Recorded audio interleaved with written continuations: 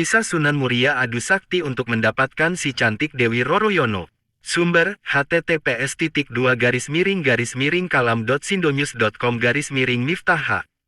Yusuf Pati, gadis molek itu bernama Dewi Roroyono. Kini, putri Sunan Ngerang ini sudah menginjak usia 20 tahun.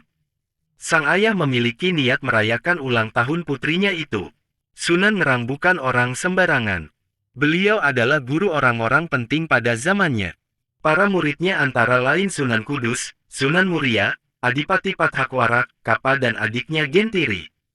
Kisah dan ajaran Wali Sangakarya Lawrence Rashidi menceritakan bahwa Sunan Ngerang adalah seorang ulama yang disegani masyarakat karena ketinggian ilmunya. Beliau tinggal di Juwana. Sunan Ngerang mengundang murid-muridnya untuk syukuran 20 tahun putrinya itu. Selain murid, tetangga dekat juga diundang, demikian pula sanak kadang yang dari jauh.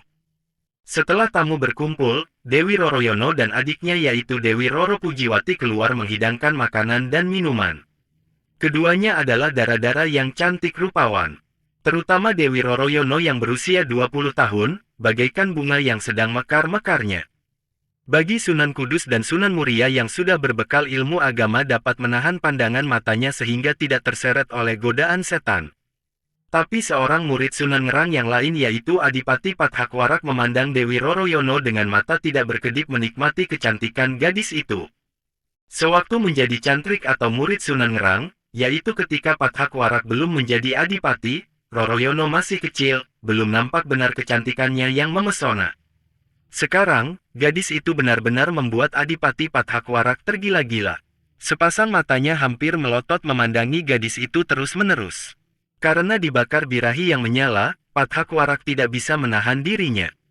Dia menggoda Roroyono dengan ucapan-ucapan yang tidak pantas. Lelaki mulai bertindak kurang ajar.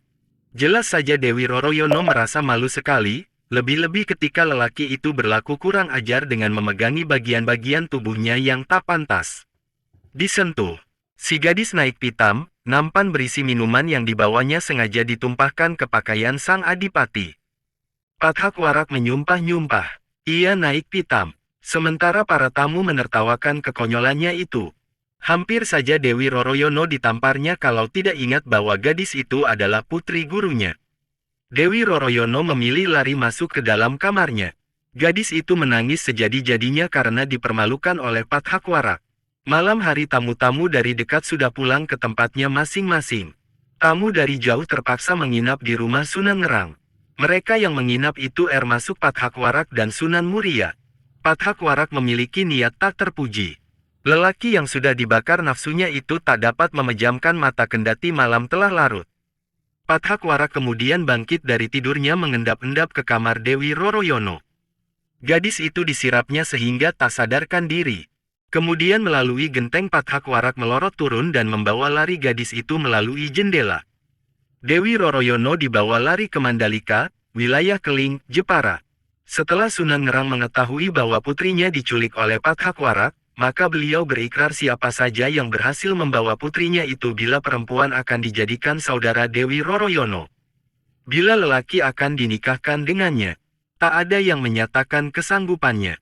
Karena semua orang telah maklum akan kehebatan dan kekejaman Pathakwarak. Hanya Sunan Muria yang bersedia memenuhi harapan Sunan Ngerang. Saya akan berusaha mengambil Diajeng Roroyono dari tangan Pathakwarak, ujar Sunan Muria menyatakan kesanggupannya.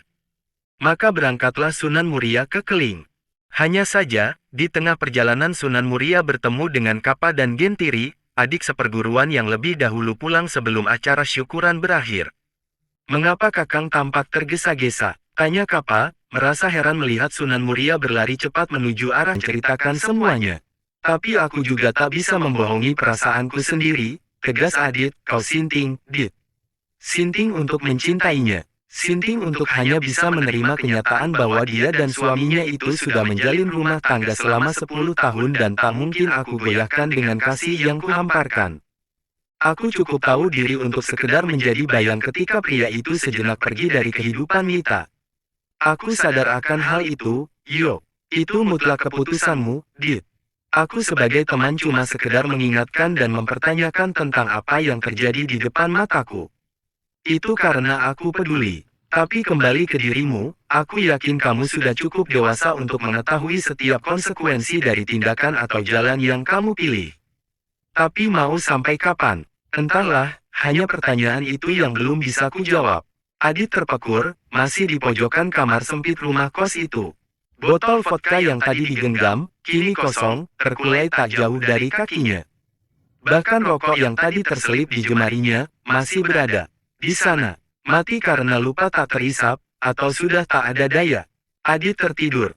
Karena mabuk, karena lelah, karena sakit hati, baca juga, terpaksa dilayani menantu saat istri pergi dinas besok. Dia akan terbangun dengan kepeningan yang dahsyat di kepalanya, dan keheningan yang pekat di hatinya, mengingat bahwa dia harus menahan diri untuk seolah tak pernah mengenal Mita dalam hidupnya. Paling tidak selama seminggu, paling tidak selama suami Mita sedang berada di sana. Seminggu setelah malam ini, pelukan Mita akan menjadi miliknya, hanya miliknya. Mungkin untuk 2 bulan ke depan, bisa jadi 3 bulan ke depan sebelum dilema semacam ini datang lagi, hari di mana suami Mita datang kembali, selama 7 hari. Asteris.